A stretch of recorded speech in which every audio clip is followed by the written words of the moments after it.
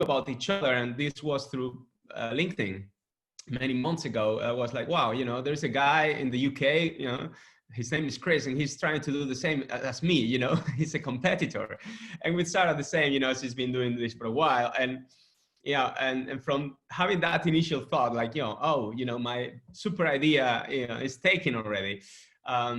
We connected, and I think we are a clear example on how purpose can, just make you forget about any competition, because you all want the same result and the same outcome. And that's all about not yourself, but about others. So I think we are a clear example of a team led by purpose. And that's me. Today we have our first guest, as Chris mentioned, Paul. Hey, Paul, how are you? Good morning. Hi, good morning. Thanks for having me. Well, welcome. And, Paul joined some of the conversations about purpose. This is our event number 7. So in the first 6 events, we had over 600 people registered. And, it was a huge success, and people demanded more. So that's why we are here. And Paul always had very interesting insights and thoughts that he shared, also in the breakout rooms, as a participant. So that's why also we wanted to have him here leading this session. But the first, I'm gonna kind of ask you some questions so you can tell more about you and your background. And the first one is who is Paul? So that's usually the easy one, right? So I'm currently the managing director for a company called Nielsen for the UK and Ireland. And Nielsen, for those of you who don't know, is basically the largest market information business in the world, listed on New York Stock Exchange, worth around 6 billion in revenue. I've personally lived in Amsterdam, Istanbul, Geneva, Moscow, run big P&Ls, but that's kind of not who I am, right? So I'm a 47-year-old father of 3 daughters, one of whom is currently isolating due to COVID upstairs. I'm married to Kate, celebrated my 20-year anniversary last week. I'm a committed stoic. I believe in kind of the inner citadel, controlling the controllables. Try to run 10Ks. To be honest, I'm a bit of a ruminator. I love rugby. I love comic books. I like walking my dog. And I live in East Hendred, just south of Oxford. And the most important thing is I'm also, and I see a couple of Nielsen people on here, I'm also almost unemployed. So in the latest reorg at Nielsen, I'm leaving Nielsen, which was a surprise to many, some would say including myself. And that decision to leave Nielsen after what would be a 26-year career this summer means that who am I is actually quite a big question, which led me to meeting you guys. Okay, well, thank you. Very, very interesting to hear. One question, what do like leadership and purpose mean to you? Yeah, and so I think the first part of that question I've been asked a lot in my career as a leader at Nielsen, and the second less. And so I had to think about it, and I wrote it down. So forgive me if I look down at my notes. What I've consistently said in my jobs today is leadership's about setting a course for a group of individuals to achieve something extraordinary that will last. And Chris alluded to that in some of the messaging he put on LinkedIn of what I believe. And we'll come on to why that can occasionally be at odds with a big organization. I think purpose is about being really clear about why that course. If you're setting a course, why that? And that why has to be something bigger than the individual. It can't just be about me. And I think the two, I've long believed that it's the individual's job to try and bridge when the purpose is not that obvious. Now, Nielsen is a brilliant business, and it has a stated purpose and a mission, but it's not always that clear. And I do think that bridging to the individual has become part of my purpose and leaving a legacy. And so those two combined is what I see about leadership and purpose, Alberto. Okay. So, when kind of did you become more interested in the purpose topic? You know, I guess, you know, it wasn't always there, or it was during your career. That's more than 20 years at Nielsen. Look, honestly, definitely not always there. So, you know, when I can't put a kind of watermark on it, but it's not that long ago where I was competitive. I believed in a zero-sum game. I wanted to get on and believed it in a corporate environment created by me, not by the organization. I had to do that at the expense of others. And so when you've got a business like Nielsen that serves billions of business decisions worldwide, you know, Nielsen has a purpose. It improves markets, it creates jobs. But when you're an employee, and even if you're a leader, you're still an employee, and you see that on a slide deck once a quarter, plus you're dealing with demanding clients, those near impossible targets, which those of you who have operated in big businesses will know they exist, budget reductions. It's just far from obvious why. And so this bridge that I felt important, I wanted to show why what everyone did mattered every day. And I really started to see that when I first went out and tried to work in other countries. So I first went to the Netherlands, and then I went to Turkey, then in Russia, and then more global roles. And I felt it my job, my purpose to do that, so that people understood that even when there are days that are rubbish, they're doing it for a reason, and it might not be the same as what's on the PowerPoint deck. Yeah. Thank you. And one and last question. You know, we've seen, at least the Purpose Collective, we've seen and read your recent posts and articles, and specifically one of them was about vulnerability, and you know, why is that important as a leader, and how you can, you know, link that to your leadership and also purpose. Yeah. So vulnerability is a weakness, right? Right. Especially in you know me, you know, I'm a guy, you know, it's we don't be showing vulnerability. We don't, you know, we don't let anyone see any cracks in the armor, but armor's heavy, right? Really heavy every day. And so I really, too many people, and this is not Nielsen specific, but too many people fake not knowing when they really do know. And then they pretend to know when they really don't know. And for me, it's upside down. And vulnerability was born out of that. I see Vitaly, who's still at Nielsen, who was in my team when I was there. So hopefully he will nod and also keep quiet. The classic is, will there be job losses? That's a classic. And if you haven't worked in any size organization, you haven't experienced that, then you're very, very lucky and happy, and I'm jealous of you. So will there be job losses? Now, in so many of those situations, there is some sounds that come out of the leader who's on the platform's mouth that are probably akin to a politician, usually. If they're a good leader, they kind of, you know, skirt around the issue. If I knew that there would be job losses, but I'd been told by the business that I didn't have the freedom to say that, which is okay, then that's what I would say. I would say, look, there are some things that I know that you will know in due course, and I can't share just yet because there are sensitivities. Now, people will then make up their stories, but that's okay. Everyone, you know, was clever. I mean, at Nielsen, super clever people, right?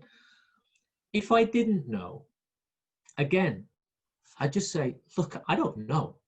And if you do that only once, there's a risk that people don't believe you. But if you're consistent about saying, look, here's what I know, here's what I don't know, and the stuff that I know that I just can't share yet, but the other points in times that I will share, then it avoids that 10-minute of jargon-filled bluster that doesn't really say anything. And I believed and still believe that you just become a lot more credible. So when there is bad news or good news, then you've got an audience of people, either virtual or in the room, nodding, knowing that you're treating them like smart people. So on vulnerability, I think it's become quite accepted that to lead well, you need a generous dose of humility. But I think that vulnerability goes further than that. And I always have, and I have two notebooks, one big one for work stuff, and then one smaller one for my own stuff. And in the front of every notebook for the last 15 years, I've written one of my favorite quotes. I like my quotes, which is, you can achieve anything in life as long as you don't mind who takes the credit. Now, that is great for legacy. It doesn't do you well when your business says, actually, we can do without you, please leave. But, you know, these are the things that happen. And, you know, my management team that I've left behind are superb and will continue to run the business. And I'm just going to go back to the armor comment. And I know there are some very, very clever people on this call and psychologists and things. But, you know, at Nielsen, I've been lucky to go and work in lots of countries. And my job put into those countries, to be absolutely blunt, was to do a job. Create growth, improve on what I found, build leadership teams, get money for the share price. That's the career I've chosen up until now. Now, I found I could do that. And I found that I developed a playbook that I could almost go autopilot and get things done. But that wasn't bringing myself to the role as much as I wanted. And it was exhausting. And what I found, and I hope this resonates with some people, whether they've heard this before or experienced it or not, is I, particularly being expatriate and my wife working out how to live with 3 young children in Istanbul or in Moscow, which when your language skills aren't great, isn't perfect. I was mask on, mask off, mask on, mask off on a daily basis. And so what I did in terms of my own steps of vulnerability, I started really small, and we'll probably explore some of this, just opening up myself and just testing the water. And so I know not everyone agrees with me because they've told me, but that's how I started, Alberto. Yeah. Well, thank you, very much. It's very, very, I would say enlightening to hear your story and your thoughts about that. I think you have maybe 2 questions for the audience and to go into breakout rooms, right? This was the hardest bit because I've been in these breakout rooms and the questions are the meat in the sandwich. So my questions for the breakout groups, and you can choose both or either. What's the best experience of a clear purpose that you've experienced, and what effect did it have on you? And then with daylight comes nighttime. What's the worst experience? So when were the times there was an absence of purpose, and what effect did it have on you? And we'll be interested to hear what experiences people have had. Okay, so I'm going to open the rooms now. There'll be rooms of 3 or 4. We'll give it 10 minutes and we'll also circulate the question using the chat. So I'm going to push the button and open the rooms, and we shall see you all in 10 minutes. I think that's everybody back. So in following the lead, Chris, from what you 3 have done in the past in terms of trying to get people to speak, I guess the way you've done it is if there are comments in the chat to bring out some specifics you want to share, but equally we're humans and we'd love to hear someone raise their hands and just share what came out of their group if you're willing to do that. Okay, we've got Dave Edwards has raised his hand. I also saw you, Andy, as well. So, should we get David? Do you want to unmute yourself? Yeah. Firstly, can I apologise to Praveen, who came in late, and he delivered a fantastic pitch in about 58 seconds. Brilliant. So we had quite a diverse group from all points, north, south, east, and west of the world, but one very, very similar theme came through all the time. Companies without purpose drives the productivity of the individual to very, very low levels, and high levels of anxiety, stress, frustration, call it what you will. And everyone in our group, there were 6, expressed that point. Companies that had a great purpose, you very quickly forgot about the politics, about your surroundings, your infrastructure. You could work in a cave, but if you had great purpose, it didn't matter. You could equally work in very plush environments and be completely frustrated and ask yourself, what am I doing here when I've got, cafe lattes on tap and a beautifully climate controlled environment and even a slide to get down to the second floor? What's the Yeah, no, it's very interesting, and yeah, I think you probably hear that from a number in terms of the effect it's had on. Thank you, David. No problem. I'm mute now. Andy, do you want to? You had your hand raised before. Yeah, thanks, Peter, Paul. as well. Yeah. Had a great conversation with Fiona, Neil, and Adam, and a couple of things came out of that and resonated with me. We did explore the question of whether purpose is easier, and I use that word quite guardedly, in an SME rather than a corporate. And Fiona made some great points about use Apple as a great example of a company who got great purpose, and how it can work. But then I think it was Adam actually was talking about how when SMEs grow to be larger, and when the individual purpose of the team members doesn't match with the corporate's purpose, and how sometimes those people break away and form their own organisations because they feel that the purpose isn't being recognised. So I had some great conversations and really insightful. And just want to say thank you, Fiona, Neil, and Adam. I really enjoyed talking to you. Right, no, that's good. And there was a theme. We had our own little breakout, because I know we had some mini breakouts. There's definitely the theme that in any organisation there's the bridge that's needed. The what's in it for me. I mean, what came out was it needs to be obvious. It needs to be clear. And Sarah shared that almost a third question, that what's a tricky situation, because perhaps it's never really clearly great or clearly bad, and we're brought up to try and kind of be quite binary about that. So the trickiness in the middle relies on the individuals, and that may bring splinters, Andy, as you said, and that's an interesting thing. Certainly from a leadership position, you've got to have your kind of fingers and feelers out there to try and spot that and either tap into it if it's great, or try and build a bridge if it's not. Thanks, Andy. So everyone in the chat's saying it was too short, Chris. So we've got a second one. So how do you want to do this? More space for that one. We've got about 19 minutes left, so we'll try and make at least 12 minutes for the breakout room. So that's the challenge for this next segment, Paul, to maybe cover it in about 5-6 minutes.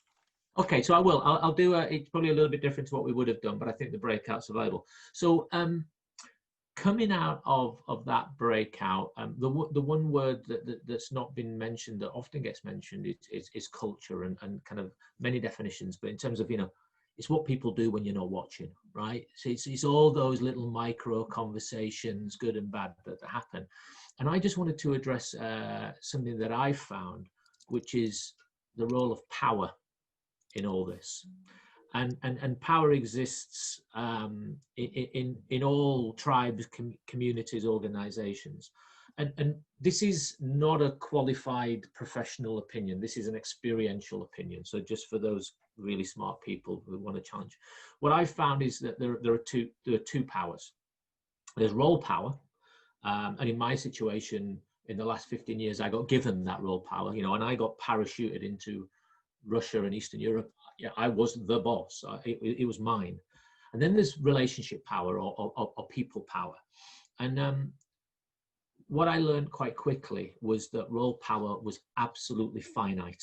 So, but the people power, where a more open, transparent, vulnerable style lay, was infinite, absolutely infinite. There's an author, Jay Shetty, who's out there promoting his book about Live Like a Monk. He talks about the infinite theater of joy, and there's a seat for everyone. It's not zero-sum game. And I know, and again, it sounds obvious, but I quickly learned that people follow people, not paper or PowerPoint. And so there's a couple of examples I want to share about vulnerability, because that's just as a feeder, that's going to be the next question. So here's where I felt vulnerable, and it's a bizarre one, but I wanted to share. So on September 7th, 2011, I'd be surprised if any of you know this, but there was a plane crash, and an ice hockey team called Lokomotiv Yaroslav all died, except one, actually. And there may be some people, I see some people nodding, which is good. This was on the morning that I was being introduced to about 400 of the Nielsen Russian business. Now, first of all, self-credit.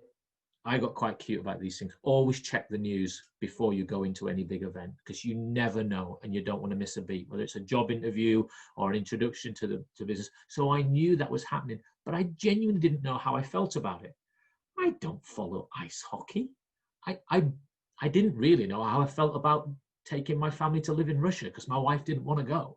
So I had to take some time, and I knew it had happened.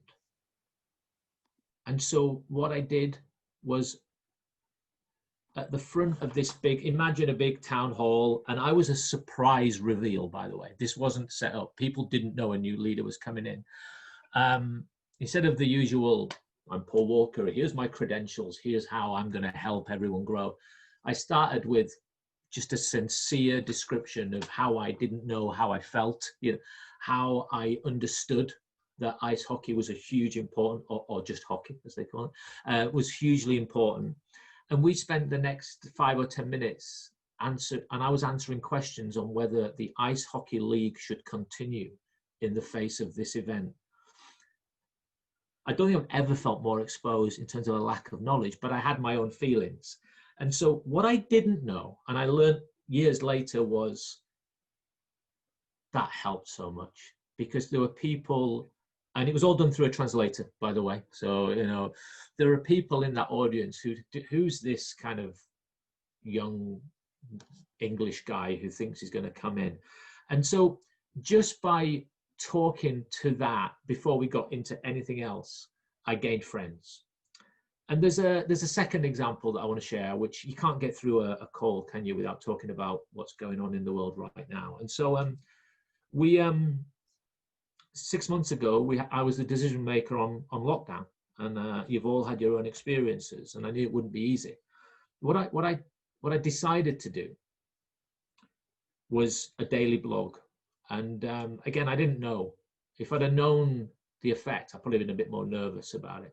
So we had an internal system at Nielsen, and I got on there, and every day, every weekday, I blogged to, I think, about 1,000 people or maybe about 600 people actually. And I blogged when I felt terrible, and I blogged when I felt great, and I mixed it. You know, I talked about the business and what we needed to do, but I also talked about when the weather was rubbish, or the bin man hadn't come, or my kids was really struggling, because I felt that people needed that bridge. And that developed to include in our directors meeting a session where we invited young parents. In fact, they were all female in this case. It was young mums who bore the whole brunt of childcare whilst holding down a full-time job. And we had our country management team, and we invited 6 or 7 people from the business in, just to tell us how they were getting on, and to tell us what we needed to do. And again, I just think from a vulnerability point of view, I was the MD. You know, there are a number of people who fed back to me that I should be telling everyone how it is and how people can cope. But it just didn't work that way. And my feeling, and if there are Nielsen people in here, I apologize. My feeling was it worked. And so it just developed to be a forum where people could call me and tell me they were having a crappy time. And as an MD, you know, where you have the key to the culture, that was valuable for me but I think it was a lot more valuable for them. So asking for help, not taking myself too seriously. We had a clothes swap in our family. I have 3 daughters, like I said, so we all picked out the hat. One day I was dressed all day like an 11-year-old girl, which I have the photos, you know, just to show that you've got to do something to keep a little bit sane.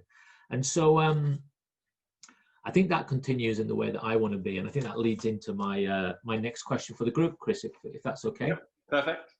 So the question is simple. How can vulnerability accelerate purpose in individuals and organizations? And obviously, what have you seen where that's been the case? And if you don't agree, I'd love to hear that as well.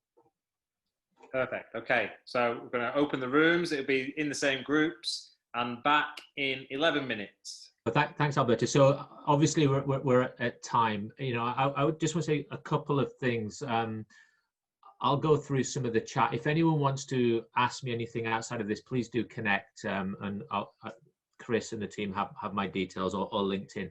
I just want to leave one quote, which links back to what my guest was launched about, which is kind of leaving legacy, purpose, and vulnerability. And it's one of my favorite quotes, which is, when we're thinking about how we do this in our organizations, is by Nelson Henderson. You may have heard of him, but plant trees under whose shade you do not expect to sit.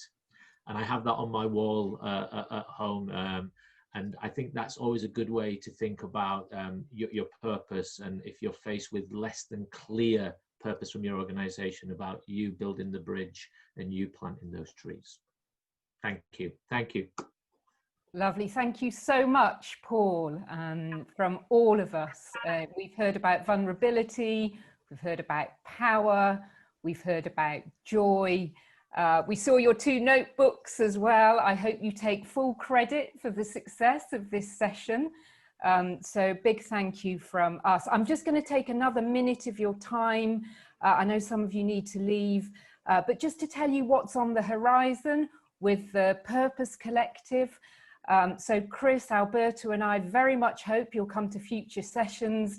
We're going to be working on a fortnightly basis. So the next session, it's Wednesday, the 7th of October. We'll be hosting that. There'll be more breakout room chats and conversations.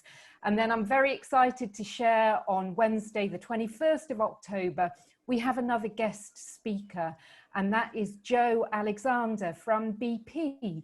She's the Purpose Engagement Manager at BP. She's been to previous sessions here. In fact, one of her colleagues, Juliet, has been in this conversation. Hello, Juliet. And we'll be hearing from Jo about the work happening at BP following their announcement in February about their new purpose, reimagining energy for people and the planet. So really looking forward to that. We're also, Alberto, Chris and I, planning a masterclass on team purpose, and we'll send out details about that very shortly. And finally, and I know some of you already know this, tomorrow it's a big day for me because my book on purpose finally comes out in print version. This is a mock-up of it, powered by purpose. It took me 3 years to write it, and tomorrow is the big day. And I'm going to be running a webinar tomorrow. It's a free one. And the person who wrote the epilogue, who is Dr. Victoria Hirth at Judge Business School, University of Cambridge, is also going to be talking. So it's going to be interactive. Chris and Alberto will also be there, I think. So I'd love to see you there. You can drop me a line on LinkedIn, or I'm copied into the email Chris sent out if you want the details of that. Love to see you there. And just close by saying, in fact, I'm going to close with a quote from one of you, because this really touched me. This was David saying, you could work in a cave, but if you had purpose, it doesn't matter. And you could be in a really plush environment with a latte, but that doesn't matter if you don't have purpose. Very well said, David. Thank you all for participating, and we hope to see you soon.